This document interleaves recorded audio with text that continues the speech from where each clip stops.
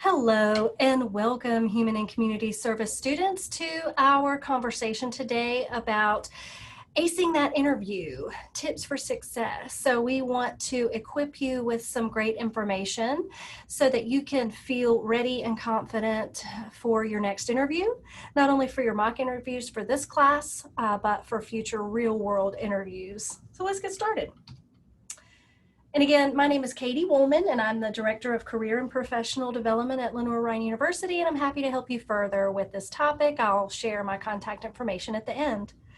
A general overview, just to get on the same page about what an interview is. It's not a tryout.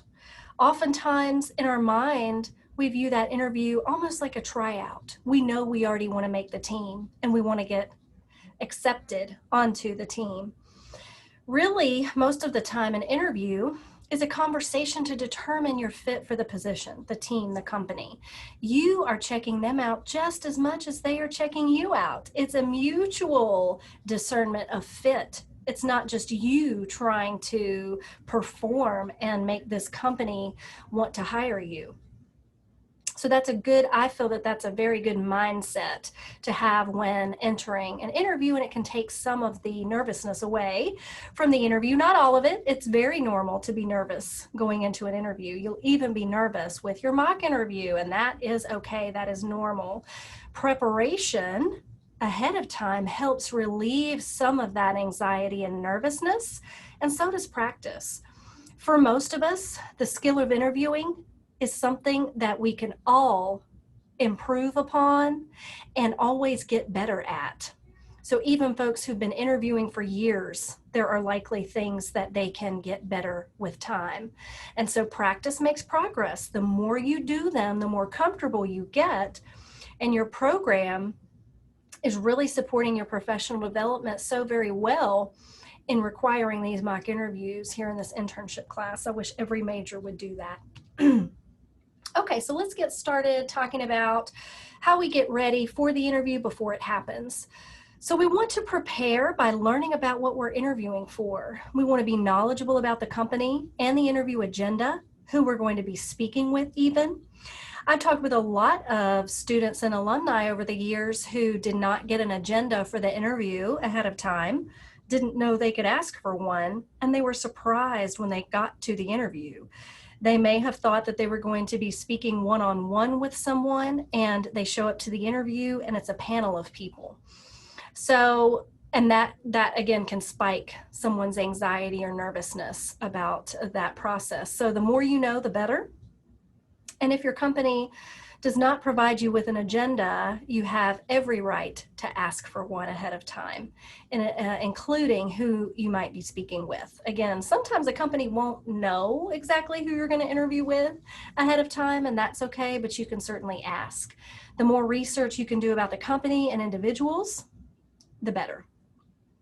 You also want to know yourself.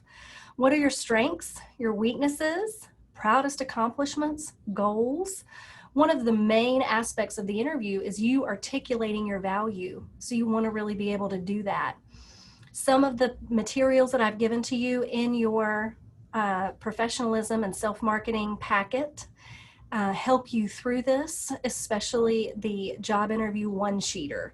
That's a fabulous document to fill out before you go into an interview to really start to clarify what you want to tell this employer about yourself.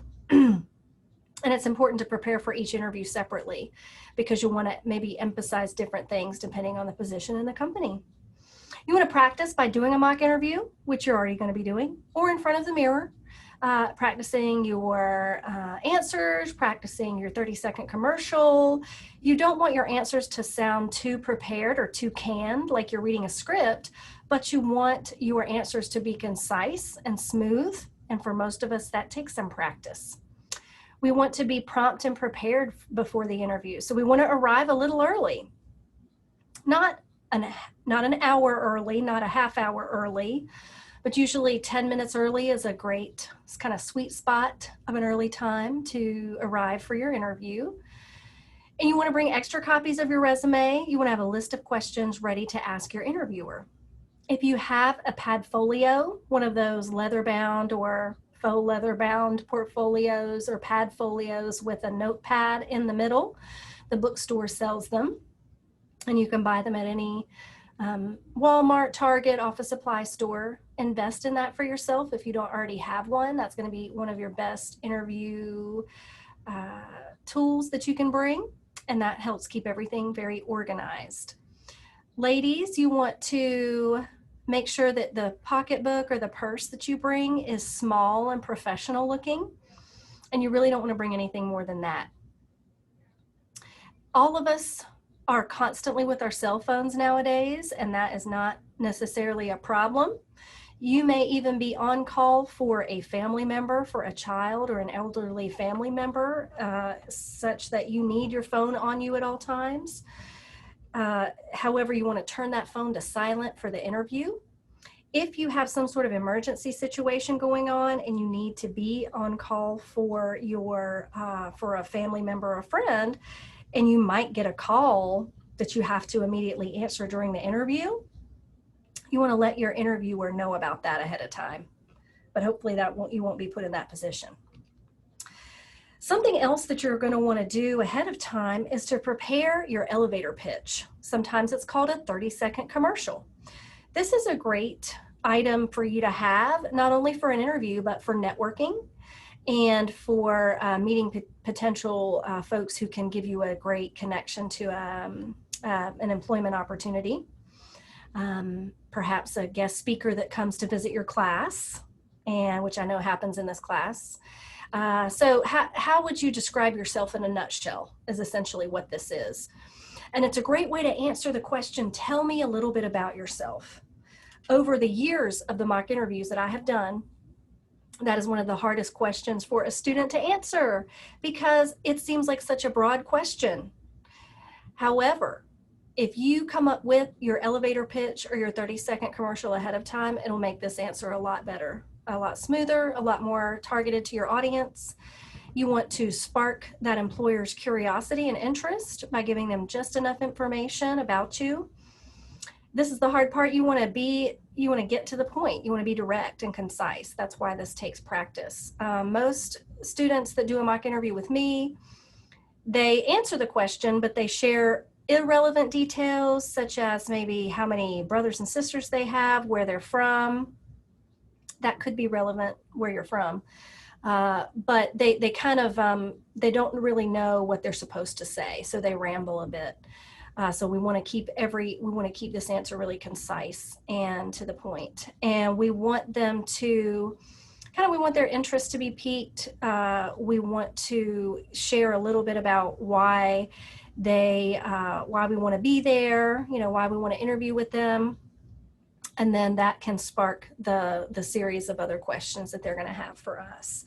So a more detailed guide is in your packet on how to create your elevator pitch. And so I highly encourage you to come up with this ahead of time and practice it before the mock interview that you're going to have. Ahead of time and before the interview, it's also a really good idea to prepare STAR stories.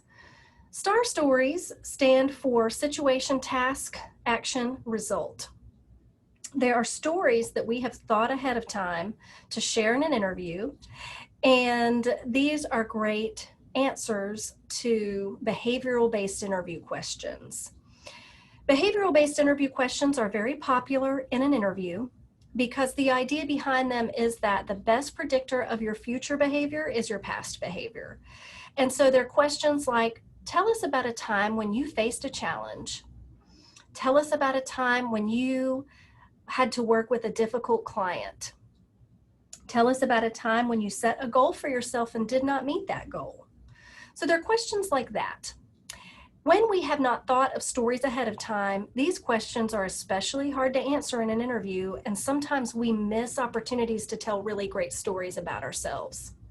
So if you go ahead and identify your top 3 to 5 strengths as they relate to what you're applying for, so you want to look at that job description, you want to think about what they're looking for, you want to think about telling them stories that illustrate your fit for their position and their team, and you want to be ready to share those stories. The STAR technique or the STAR framework helps us keep those stories concise because, again, the tendency in an interview when we're nervous, especially, is to ramble and share unnecessary details. And so if you stick to the elements of the story that are setting the scene, setting up the situation, task at hand, what was the purpose of this, what your role was, the action, what you did, and then the result. So a lot of times when students are sharing stories with me in an interview, they forget to tell me how things ended up. And so I will often ask, so how did that turn out?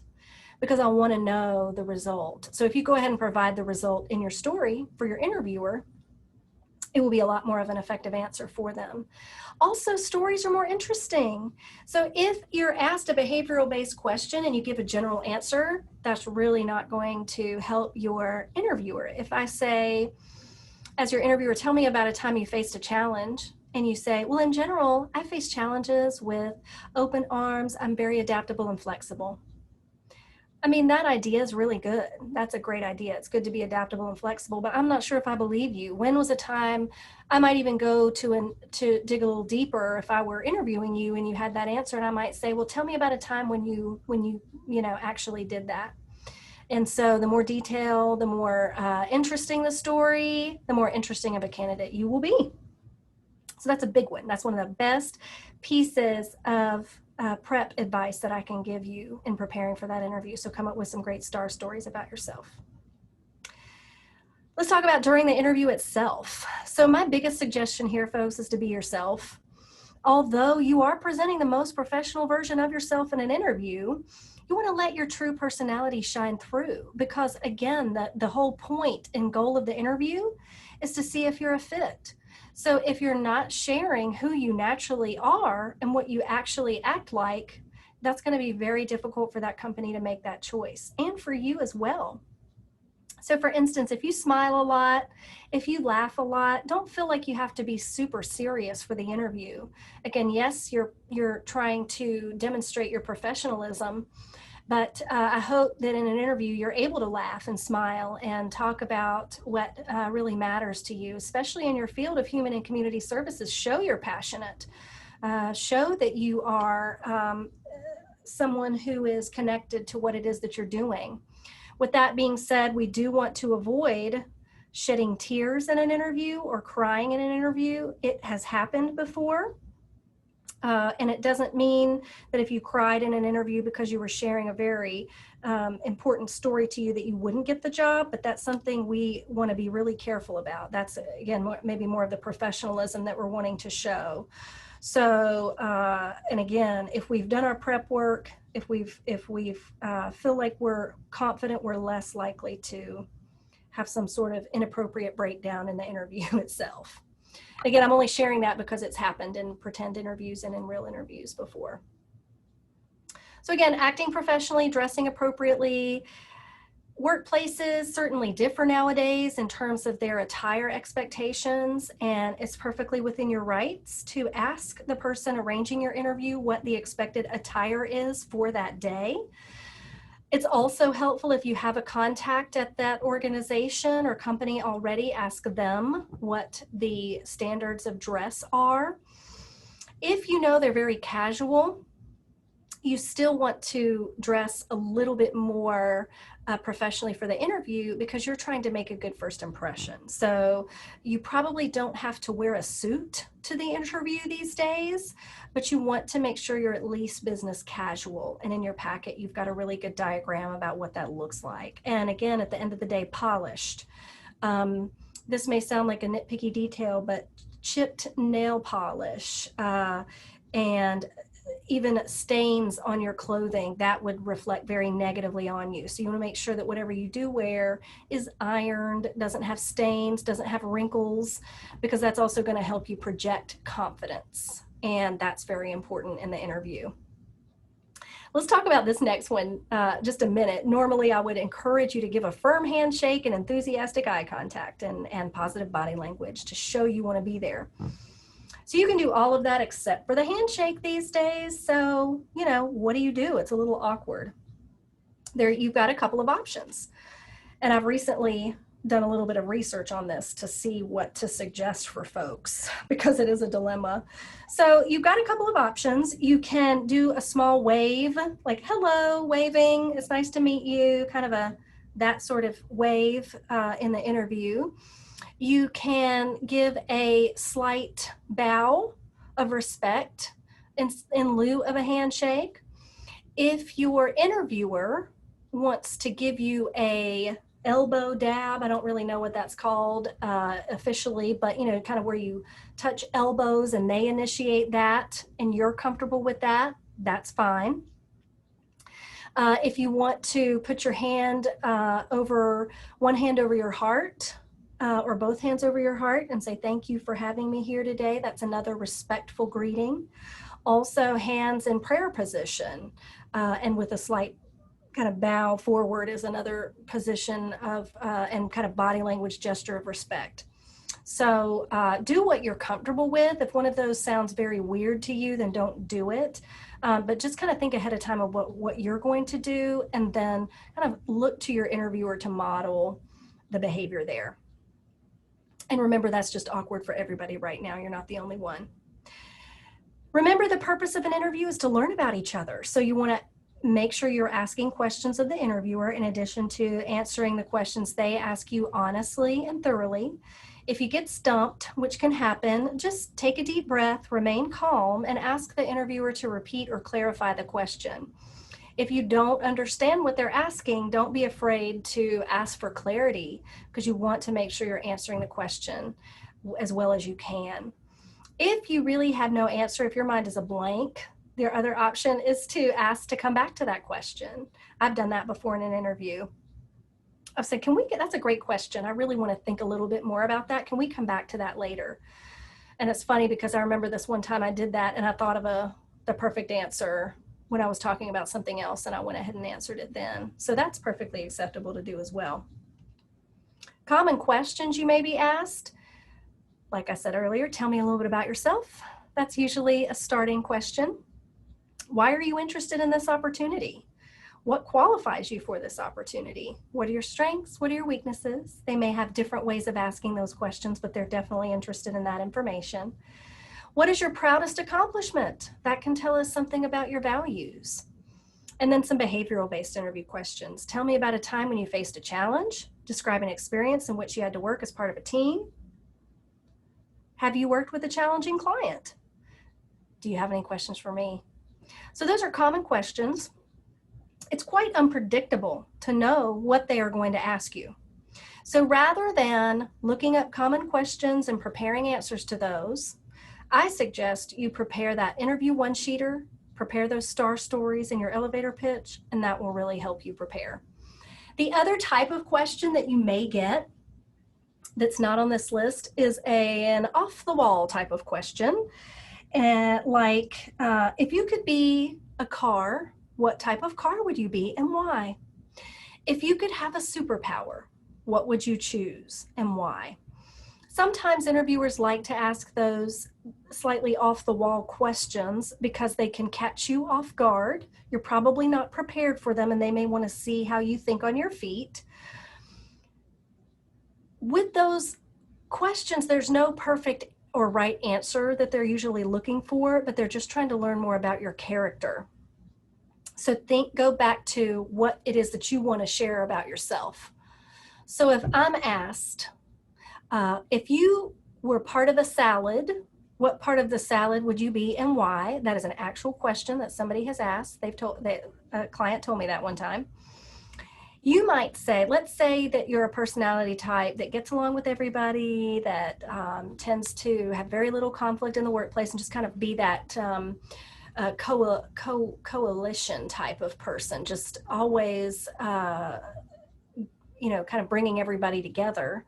You might say, if I were part of a salad, I would be the salad dressing because that ties all of the ingredients together and adds that punch of flair to your salad so that it's more enjoyable to eat. That would be me in the workplace. Hey, so that is a way to answer that question. Again, you want to try to be as genuine as you can And so think back, if you always go back to what are my strengths, what are the qualities that I really want them to know that I have, then you'll answer the question the best that you can.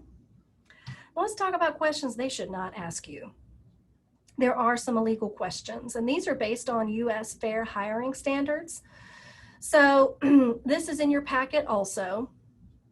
This is a list of inquiry areas that employers are not supposed to make hiring decisions based on. And I like this chart because it shows you the difference between the illegal version and if there is a legal version of the question that they could ask you.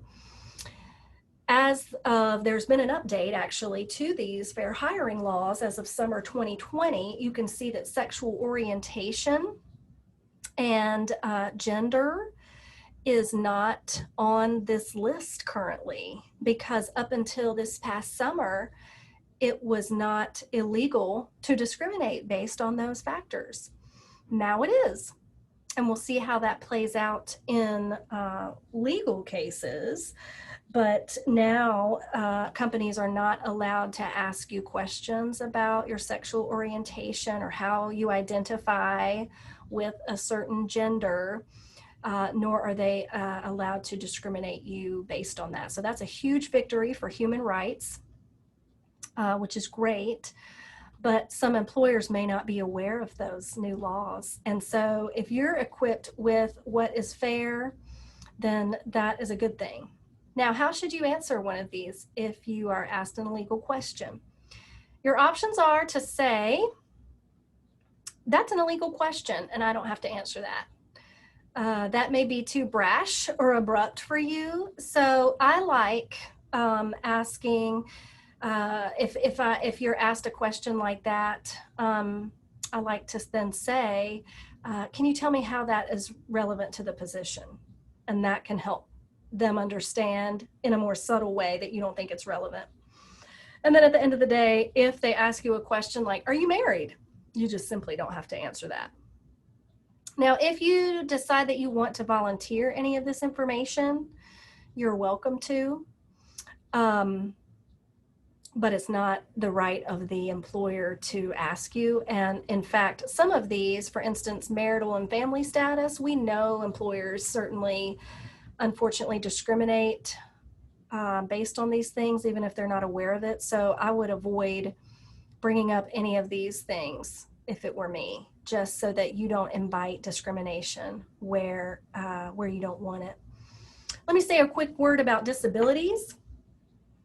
The ADA, American with Disabilities Act, makes it clear that you do not have to disclose a disability to an employer unless you believe it will impact the essential job functions. So I often get students with disabilities asking me, should I disclose my disability on the cover letter? And my answer is no. You don't want to give an employer a reason to discriminate you. You hopefully want to get to that interview stage. And if you have accommodations that you need, that is something that they are required to provide to you. So the specific accommodations that you may need, that may come up in an interview, but it doesn't have to. And when you're negotiating, so the point of the job offer to acceptance is the time to bring up any accommodations that you'll need to perform the job. And they're required to fulfill those as long as they are reasonable. All right, so you've done the interview. Woo! Take a deep breath.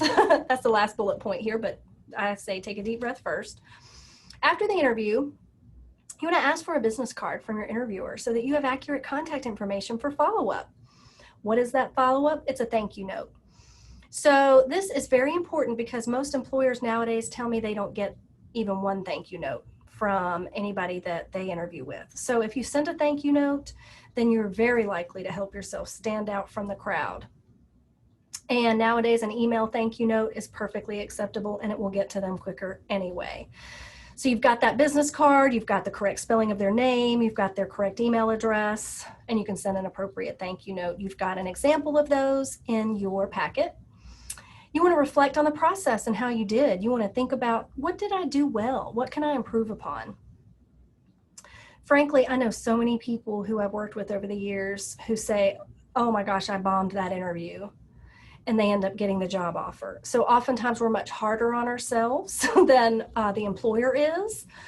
So try to be aware of that and emphasize and think about your strengths just as much as you would think about your areas of improvement. You really want to think about if this is an opportunity that fits with you and your goals. So hopefully we invest in our bachelor's degree to give us more options career-wise. Especially in human services, you want to make sure as much as you can before accepting a job that this is going to be the right fit for you professionally, but also is going to support you as a human being and be a healthy place to work. And so you really want to analyze that. And then take a deep breath, pat yourself on the back, and just know that practice will make you a better interviewer. If you are meant to have that job, you will have it. If you do not get the job, even if you wanted it, that means there's something else that's a better fit for you out there. And just know that it wasn't wasted time. Practice will make you a better interviewer for the next opportunity that you have coming your way. And as you know, we can help you in the Career Center. Our staff is going to help with your mock interviews, and we can do further mock interviews if you like, or if it is recommended that you practice a little bit more. That's nothing to be ashamed about. We can be very intelligent and very good at our craft, but need help with interviewing. So that is something we can absolutely continue to help you with. So hopefully this information was helpful to you today and is going to equip you with some preparation and some confidence going into your mock interview and going into real interviews. And again, if I can help in any other way, just let me know. You can see all my contact information here. And as always, go Bears.